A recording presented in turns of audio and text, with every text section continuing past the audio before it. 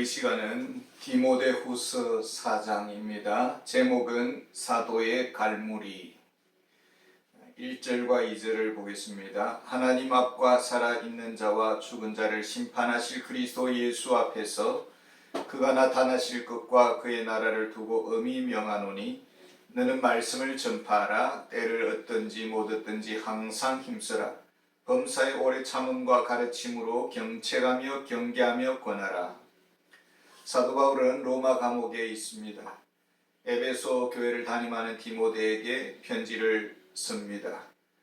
1장부터 3장까지는 디모데에게 강한 리더십의 목회자가 되기를 권면하는 그를 편지를 썼습니다.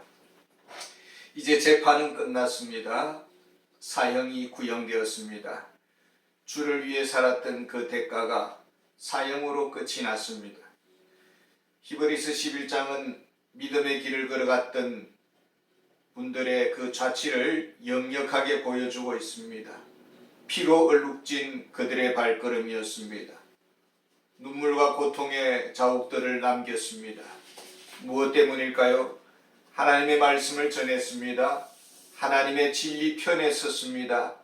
하나님의 영광을 위해 살았습니다. 그리고 자기 자신들은 자기 자신의 인생을 헌시자처럼 버렸습니다. 하나님을 사랑했던 사람들의 걸음이 그렇게 무지갯빛 삶으로 보여지지 않습니다. 타락한 세상에서 하나님의 사람들은 환영받지 못했습니다. 오히려 예수님처럼 걸림돌이었고 부딪히는 돌과 같았습니다. 늘 으르렁대지 아니하면 안 되는 그런 상황들이 저들의 일상이었습니다. 그럼에도 불구하고 사랑으로 감당해야 했고 대적하는 자들을 축복해야 했습니다. 하나님의 말씀을 전했습니다. 인정받지 못하고 거부당하고 대적을 받고 사사건건 시비였습니다. 그럼에도 불구하고 묵묵히 하나님의 말씀을 전파하는 것이 그들의 의무요 사명이었습니다. 사람들을 진리의 길로 구원의 길로 인도하는 데는 인내가 필요했습니다. 인정받지 못하고 수용받지 못하고 거부당할 때에 목회자도 사람인지라 마음에 정죄감을 받고 내가 그렇게 큰 잘못을 범했는가? 내가 그렇게 무능한가? 내가 그렇게 실력이 부족한가라는 자기를 성찰하는 시간을 가지게 됩니다. 그리고 참 변화되지 않는 상황 앞에서 힘겨워합니다. 그럼에도 불구하고 하나님은 다 보고 계십니다. 만일 맞대응하고 같이 물고 먹고 따질 것 다 따지면은 하나님께서 너는 어떻게 하나님의 말씀을 전하라고 했는데 하라는 말씀은 전파하지 아니하고 자기 감정 하나 다스리지 못해서 사움박질이나 하면서 세월을 보냈느냐라고 책망을 하신다면 얼마나 참 수치스러운 일이겠습니까? 본질에 충실하고 사명에 충실할 것입니다. 이것이 사도 바울이 디모데에게 엄히 명령을 하고 있는 내용입니다. 3절에서 5절을 보겠습니다. 때가 이르리니 사람이 바른 교훈을 받지 아니하며 귀가 가리워서 자기의 사욕을 따를 서성을 많이 두고 또 그 귀를 귀신에 진리에서 돌이켜 허탄한 이야기를 따르리라. 그러나 너는 모든 일에 신중하여 고난을 받으며 전도자의 일을 하며 내 직무를 다하라. 목회의 어려운 점이 무엇일까요? 사람들의 그 타락한 본성을 채찍질하는 그런 말씀과 충돌하기 때문입니다.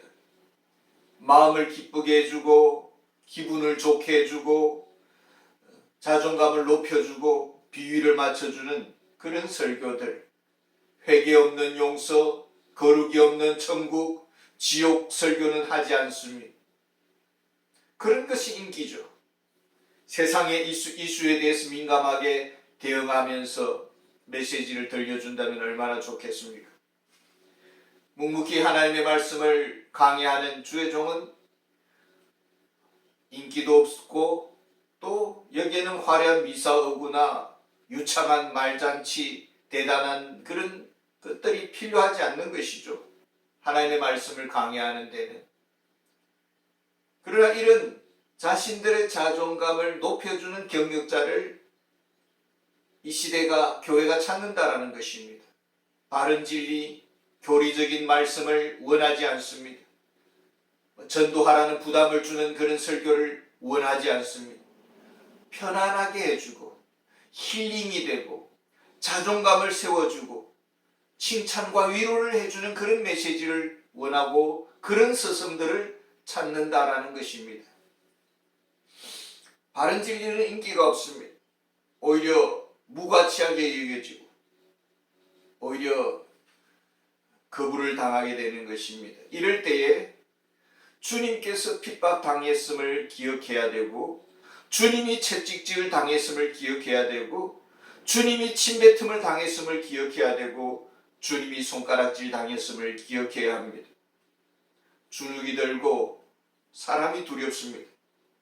그래서 한다고 성경 공부방에 설교 준비한다고 방 안에 골방에 갇혀 있습니다. 그 안전지대에 머물러 있습니다. 바울은 건면합니다. 그 안전지대를 넘어서서 잃어버린 자를 향해서 전도의 일을 포기하지 말라고 말하고 있습니다.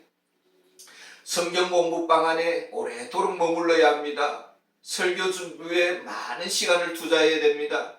그러나 그 자리를 때로는 넘어서서 잃어버린 영혼들을 찾아서 잃어버린 한 마리 양을 찾기 위해 선한 목자는 험산줄 영을 찾고 헤매듯이 십자가의 복음을 전하고 죄인임을 선포하고 영원한 심판과 주님의 재림을 증거해야 된다라는 것입니다.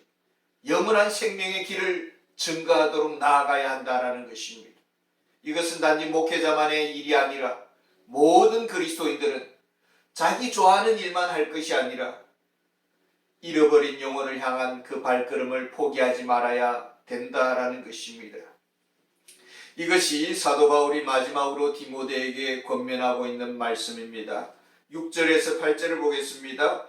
전제와 같이 내가 벌써 부어지고 나의 떠날 시각이 가까웠도다. 나는 선한 싸움을 싸우고 나의 달려갈 길을 마치고 믿음을 지켰으니 이제후로는 나를 위하여 의의 면류관이 예비되었으므로 주곧 의로우신 재판장이 그날에 내게 주실 것이며 내게만 아니라 주의 나타나심을 사모하는 모든 자에게도니라.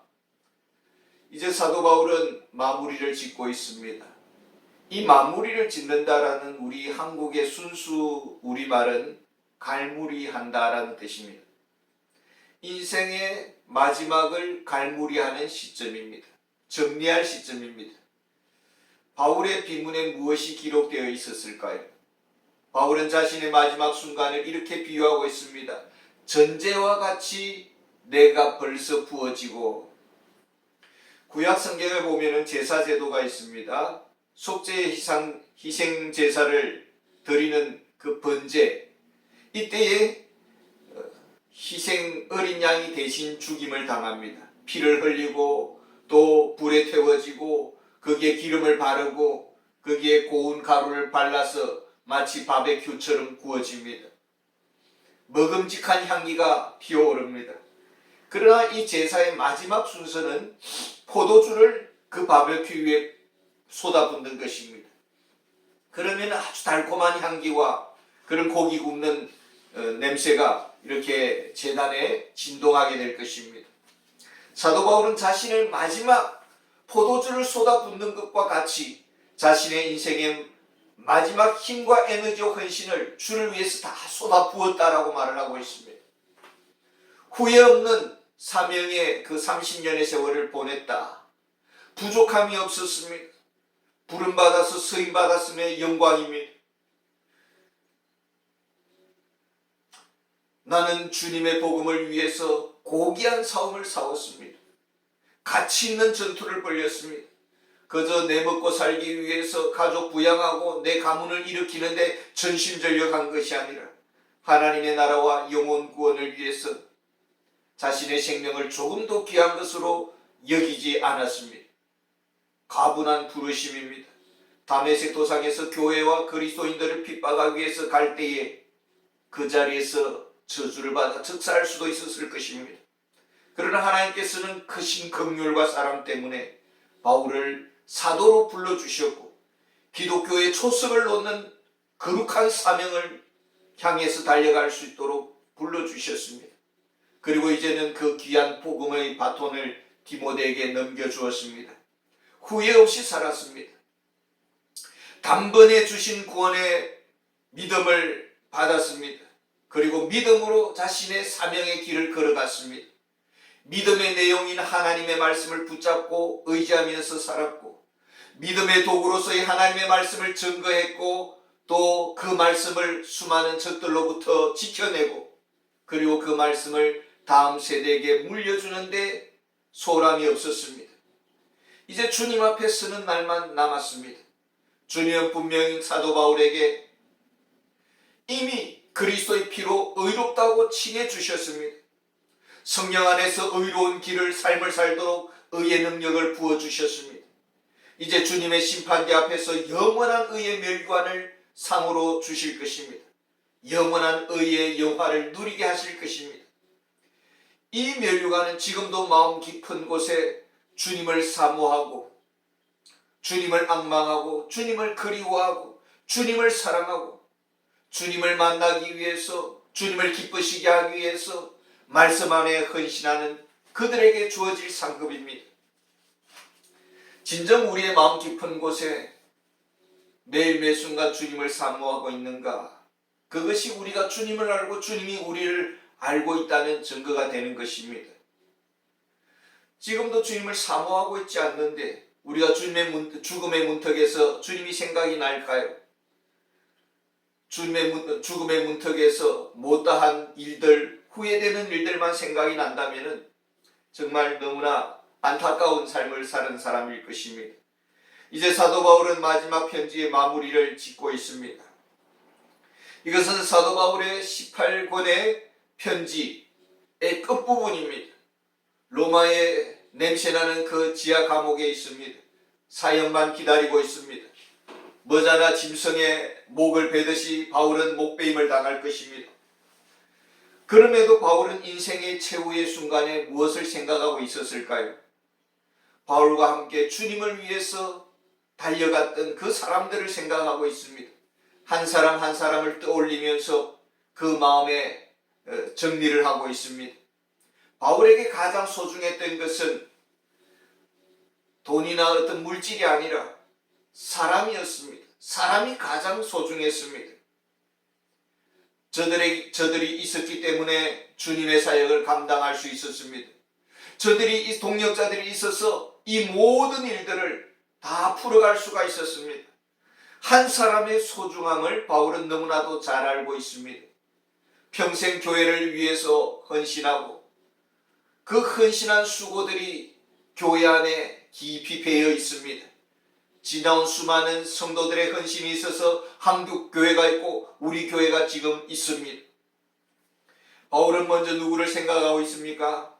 10절과 11절을 보겠습니다. 대만은 이 세상을 사랑하여 나를 버리고 데살로니가로 갔고 그레스게는 갈라디아로 디도는 달마디아로 갔고 누가만 나와 함께 있느니라. 내가 올 때에 마가를 데리고 오라. 그가 나의 일에 유익하니라.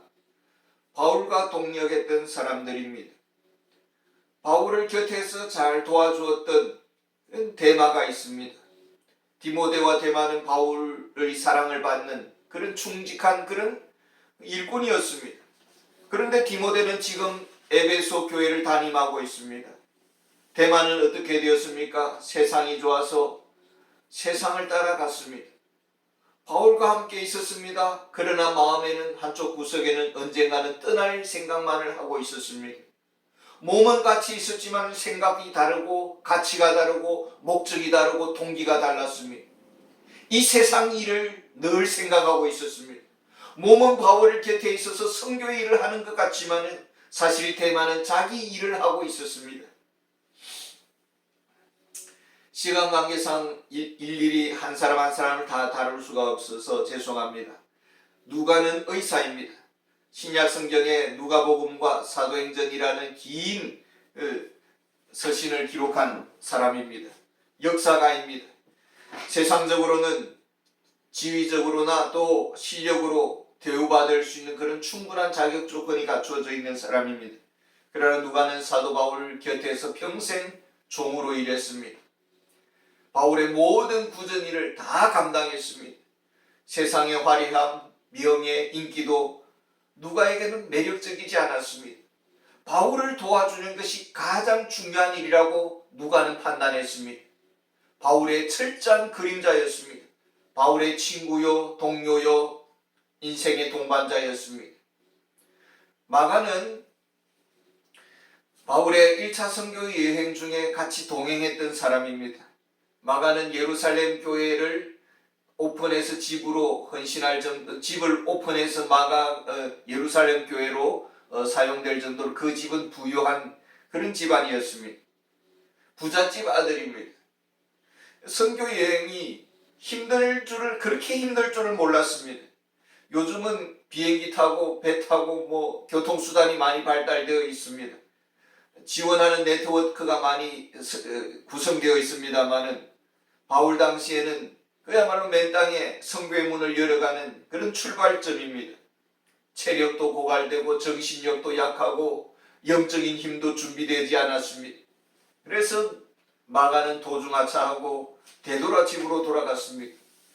사도 바울이 볼 때에 너무나도 가소롭고 너무나도 무책임하고 너무나도 자질이 없는 그런 청년이었다라고 판단된 것이죠.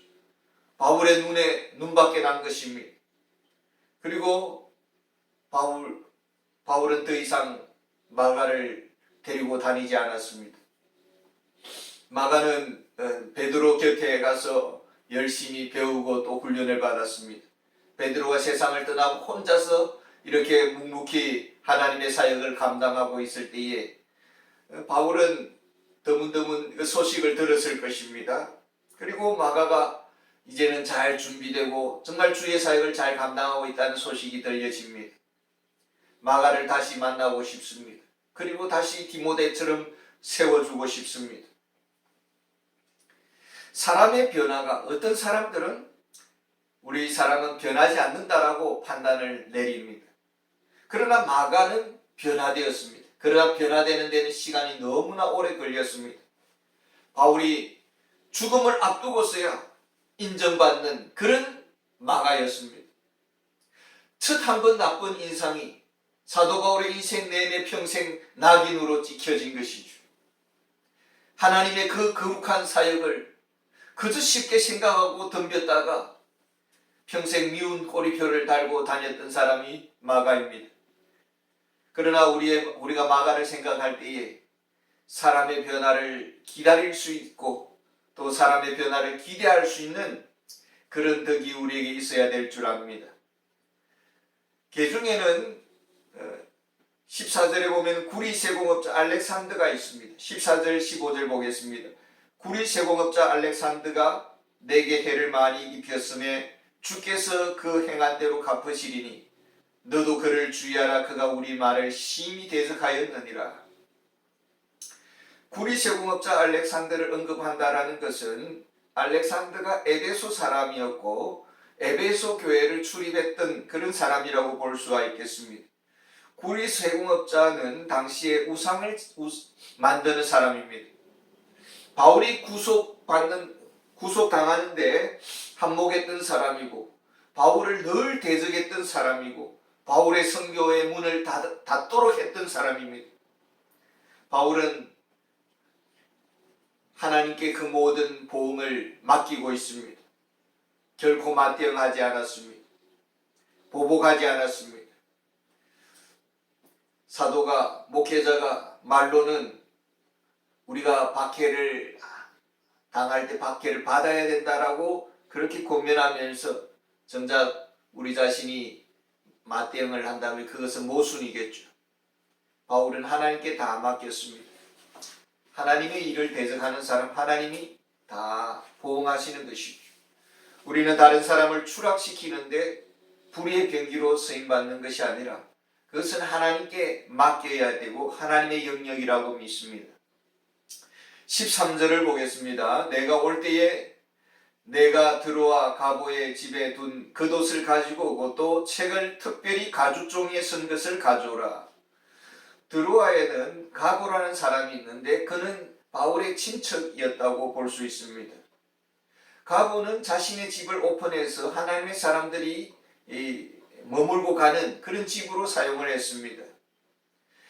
아마 바울이 드로아의 그 가보의 집에 머물다가 체포를 당하고 로마로 압송되었던 것 같습니다. 갑작스레 체포를 당했기 때문에 이렇게 겉옷을 챙기지 못했고 또 성경 가죽종이로 기록되어 있는 구약 성경이나 바울의 편지의 사본들 이런 것을 챙기지를 못했던 것이죠. 그래서 디모데가 올 때에 가보의 집에 들러서 그것을 챙겨오라고 말을 하고 있습니다. 바울은 지금 죽음을 앞두고 있습니다. 다른 거 생각할 것이 아니고 천국만을 생각하고 주님만을 생각해야 되는데 바울은 결코 포기하지 않았던 한 가지가 있습니다. 하나님의 말씀을 읽고 말씀을 기록하고 연구하는 이 일을 바울은 결코 쉬지 않았습니다. 끝까지 하나님의 말씀과 더불어 이렇게 지냈던 바울의 연구자의 삶을 볼 수가 있습니다. 바울은 한 가지 상황을 기억을 하고 있습니다. 16절에 보면은 내가 처음 변명할 때에 나와 함께 한 자가 하나도 없고 다 나를 버렸으나 그들에게 허물을 돌리지 않기를 원하노라. 바울이 로마 감옥에 갇혔습니다. 로마의 법률 체계는 두 번의 신문을 받습니다. 첫 번째 신문을 받을 때는 죄의 여부를 판단하고 두 번째 신문에는 죄의 결과와 구형을 내립니다. 그동안 민노라하고 바울 곁에 있었던 그런 성도들입니다. 로마의 성도들입니다. 근데 정작 바울이 신문을 받는 그 법정에서는 아무도 나와주지 않았습니다. 아무도 바울 곁에서 지지하고 변호해 주는 이가 없었습니다. 왜요? 분명 두려웠을 것입니다. 핍박이 무서웠을 것입니다. 그래서 바울은 이렇게 말을 합니다. 그들에게 허물을 돌리지 않기를 원하노라. 바울은 충분히 그 상황을 이해를 하고 있습니다. 바울 편에 서서 변호를 했다가는 어떤 봉변을 당할지 모릅니다. 당시 네로 황제 시대의 기독교인들을 들깨 이렇게 물려 찢어 죽게 만들고 축제와 연회를 열 때에 기독교인들을 밤의 등불에 불쏘시개로 만들었습니다. 무서운 핍박을 감수를 해야 되는 것이죠. 바울은 저들이 비겁하다고 그렇게 비난하고 있지 않습니다. 저들의 입장을 잘 헤아리고 있습니다. 인간이기 때문에. 그러나 바울의 가장 고독한 순간에 그의 곁에 있었던 단 한 분이 있습니다. 17절과 18절입니다. 주께서 내 곁에 서서 나에게 힘을 주시면 나로 말미암아 선포된 말씀이 온전히 전파되어 모든 이방인들이 듣게 하려 하심이 내가 사자의 입에서 건짐을 받았느니라. 주께서 나를 모든 악한 일에서 건져내시고 또 그의 천국에 들어가도록 구원하시리니 그에게 영광이 세세무궁토록 있을지어다. 아멘. 가장 고독한 순간, 가장 두려운 순간, 모두가 다 떠나고 아무도 없을 때에 주님은 결코 바울을 떠나지 않았습니다. 내가 너희와 영원토록 함께 있으리라는 그 말씀을 그 약속을 주님은 끝까지 지키셨습니다. 바울 곁에 서서 바울에게 조금만 참아라. 쉬지 나갈 것이다. 천국의 상급을 바라보아라. 내가 십자가에서 참았던 그 인내와 고독을 생각해 보아라. 주님은 바울 곁에서 바울을 응원하고 지지하고 있었습니다. 바울을 지켜주고 붙들어주고 있었습니다. 주를 위해서 수고하는 자, 주님께서 책임지시고 위로해 주시고 붙잡아 주실 것입니다. 지금 로마 감옥에 바울이 있습니다. 바울은 마지막 임종을 기다리고 있습니다. 근데 로마 교회에는 새로운 가족들이 생겨나고 있었습니다. 27절을 보겠습니다. 너는 겨울 전에 어서 오라. 어블로와 부데와 리노와 클라우디가와 모든 형제가 다 내게 문안하느니라. 지금 로마에는 기독교 핍박의 바람이 불고 있습니다. 바울은 로마 감옥에 묶여서 전도할 수 없는 상황입니다. 그럼에도 불구하고 로마 교회는 지금 새 생명, 새 가족들이 생겨나고 있었습니다. 어떻게 이런 일이 일어나고 있는 것입니까? 22절을 보겠습니다. 나는 주께서 내 심령에 함께 계시기를 바라노니 은혜가 너희와 함께 있을지어다. 바울은 마지막으로, 가장 인생의 마지막으로 주님의 은혜의 복을 기원하고 있습니다. 모든 일은 오직 은혜로, 오직 주님께서 행하신다라는 것을 바울은 철저히 믿고 있습니다. 우리는 그저 주님의 일꾼으로 작은 일을 감당하고 있을 뿐입니다. 우리는 비록 떠나도 주님은 여전히 함께 하시고, 우리는 비록 무기력해도 주님은 여전히 살아계셔서 당신의 일을 지속적으로 행하고 있습니다. 주님은 변함없이 당신의 택한 백성들을 구원하고 있더라라는 것입니다. 때로는 우리는 아이고 저분이 없으면 이 조그만 교회에서 교회가 어떻게 될까? 저분이 떠나시면 한국 교회는 어떻게 될까? 걱정을 합니다마는 주님은 살아계시고 주님이 당신의 교회를 지키실 것입니다. 오직 우리는 은혜로 서인받고 있을 뿐입니다. 은혜 가운데 우리는 살아갈 뿐입니다. 주님이 행하시고 우리는 부르심의 특권 앞에서 조금 서인받을 뿐입니다. 바울의 기억 속에 남은 수많은 사람들, 그들이 어떻게 기억되고 있었는가를 바울은 마지막으로 기록하고 있었습니다. 우리는 주님 앞에 어떻게 기억되고 있습니까? 우리는 서로를 향해 어떻게 기억을 하고 있습니까? 은혜 가운데서 좋은 기억들만 남기를 원합니다. 감사합니다.